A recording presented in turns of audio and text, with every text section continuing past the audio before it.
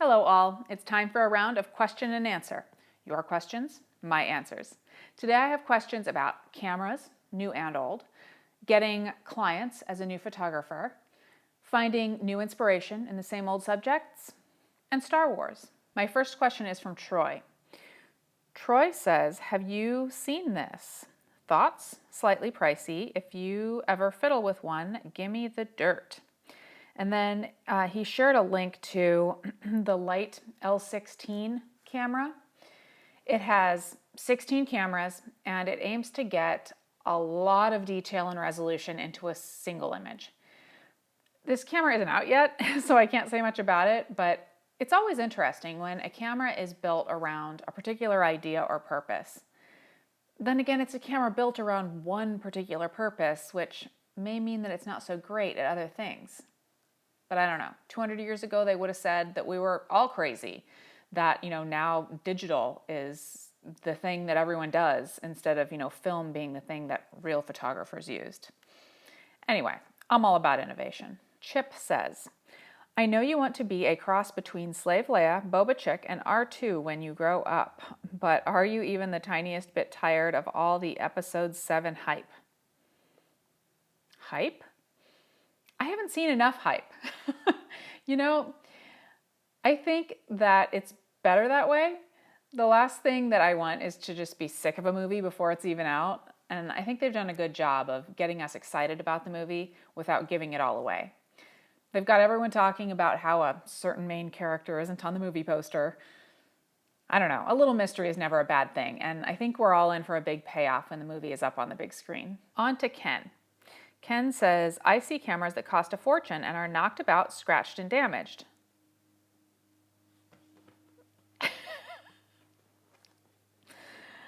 Anyway, Ken says that he sees these cameras that are scratched and damaged. Do you think that they deserve treating like a friend? Perhaps show them some love. After all, we do spend a lot of time thinking about them. I have mixed feelings about this. I love my cameras, all 5, 10, I don't know, way too many of them back there. I adore them all, but they're also my tools, and they can certainly get knocked about, rained on, wiped out, battered, shattered, creamed and reamed. Now, I would never mistreat them on purpose. Have some sort of... I'm gonna do... Will do.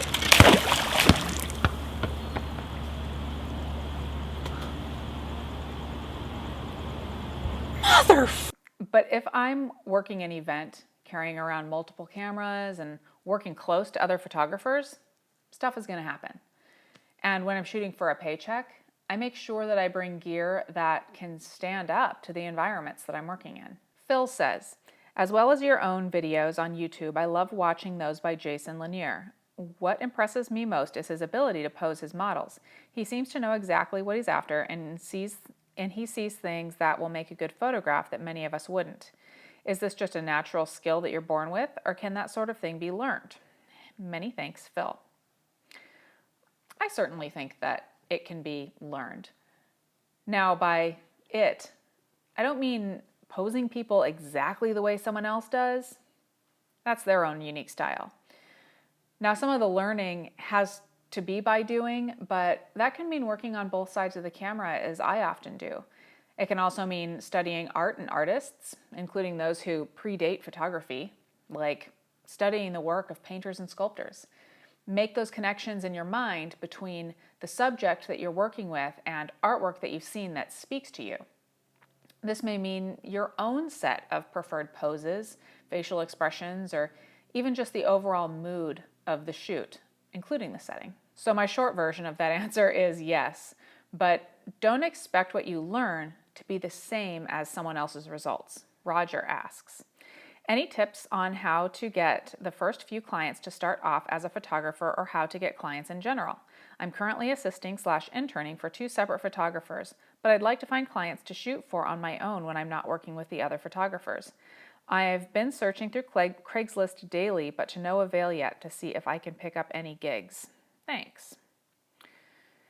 Craigslist can be a great way to get started, but many folks will expect very low prices. If you haven't already, it can't hurt to have your own ad out there as well. That's actually how I recently found one of my assistants for a wedding that I was shooting in another city. Here are 2 more pieces of advice. Shoot with more photographers. Contact everybody in your area that advertises photography and let them know that you're available to help. And truly be available and kick butt when you work with them. As you develop trust with busy photographers, they may very well start sending small jobs or double booked jobs your way. And finally, get involved in specialties. Even if you don't plan to specialize, act as though you might. Attend bridal shows if you're interested in wedding photography, ask questions, watch how the established photographers advertise at these venues. And my last question is from Bruce. I live in a small city and have photographed the city's highlights thousands of times. How can I take photos of the same scenes but produce different images or views? And yes, aperture and shutter speed changes have already been exhausted. Well, Bruce, I say ignore the highlights. You've captured them already. Find the people, or even the cracks in the concrete and everything in between. And by that I mean find the essence. If you had to tell and show someone about your city, but you couldn't use any of those highlights to communicate with them, what are the words and expressions and emotions that come to mind? And what are the events and who attends them? Now, if none of that works, I don't know, move? Probably not. So instead, take it as a challenge and one that you can kind of have fun doing. That is it for today. You guys can always find me on my Facebook page to ask me questions or email me. But definitely keep an eye on my Facebook page for the most up-to-date happenings in SnapChick land and for the next time that I ask for questions for my next Q&A video. You can find a link to my Facebook page in the description below.